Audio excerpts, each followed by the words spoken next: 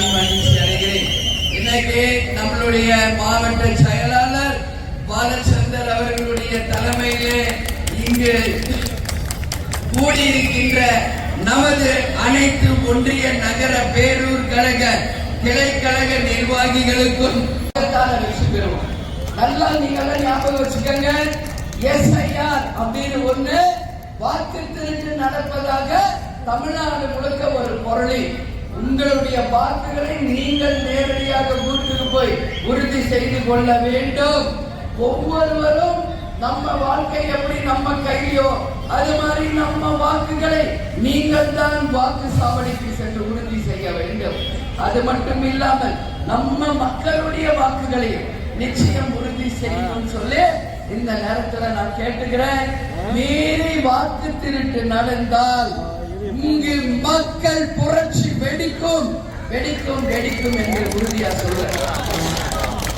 மலையை திருடினாங்க, மரங்களை திருடினாங்க, கனிம வளத்தை திருடினாங்க, மலைகளையே முழங்கினாங்க.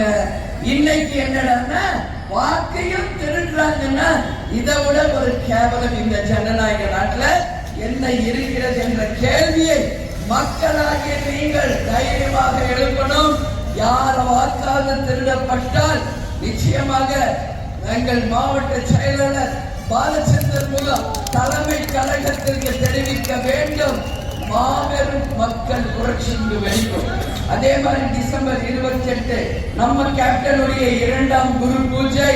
அனைவரும் தவறாமல் மதுரை மக்களே நீங்கள் வந்து தலைவருடைய குரு பூஜையை கலந்துடும். அதே மாதிரி நம்மளுடைய ஜனவரி 9 இந்த தமிழ்நாடு இல்ல, இந்தியா இல்ல, உலகமே திரும்பி பார்க்கக்கூடிய அளவு மதுரை மாநாட்டுக்கு இணையாக ஜனவரி 9 கடலூர் மாநாடு மிகப்பெரிய வெற்றி வரலாறு.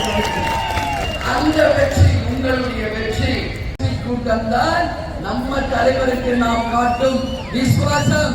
2026 தேர்தலில் வெற்றியை பெற்று அந்த வெற்றி கனிகளை நம்ம தலைவர் காலனிய கேப்டன் ஆலயத்திலே சமர்ப்பிக்கும் நாள்தான் தேசிய முற்போக்கு திராவிட கழகத்தினுடைய வெற்றி நாள் என்பதை இந்த நேரத்தில் அனைவருக்குமே தெரிவித்துக் கொள்ள பெருமைப்படுகிறேன். நான் வந்ததிலிருந்து பார்க்கிறேன் மழை அப்படியே லைட்டா தூவிட்டே இருக்குது. இல்ல எப்பவுமே கேப்டன் சொல்லுவாரு, நல்லவர்கள் வந்தாலே பூமி குளிர்ந்துடும் சொல்றாங்க. நல்லவர்கள் வந்தால் பூமி குளிரும். அதனால தலைவர் நல்லதுதான் மக்களுக்கு செய்திருக்கார். ஒரு சிறந்த உதாரணமா தான் வாழ்ந்திருக்கிறார். அதனால நிச்சயம் வருண பகவான் நமக்கு எந்த இடையூறு செய்ய மாட்டார். பூமாரி தூவி நம்மளை வாழ்த்துகிறார் என்பதை இந்த நேரத்தில் நாம் நினைக்க வேண்டும். 2026 தேர்தல் நமக்கு மிக மிக முக்கியமான தேர்தல் என்பதை இந்த நேரத்தில் சொல்றேன். ஏற்கனவே மதுரை மாவட்டத்திலே 2 தொகுதிகளை முரசு வென்றெடுத்தது ஒரு சரித்திரம்.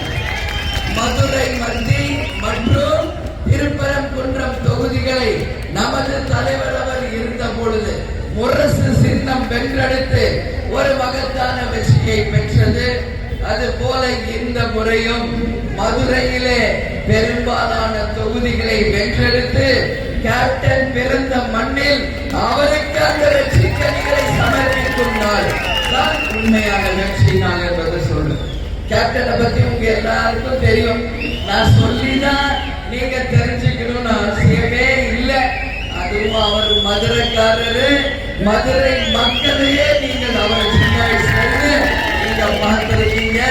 அதனால தலைவர் அவர்கள் உலகத்திலேயே மிகவும் விரும்பிய ஊர் நம்ம மதுரை தான் என்பதை பெருமையோட நான் சொல்றேன். அதே மாதிரி இது ஒரு தூங்கா நகரம். 24 மணி நேரமும் எல்லாருக்கும் உணவு கிடைக்கும்.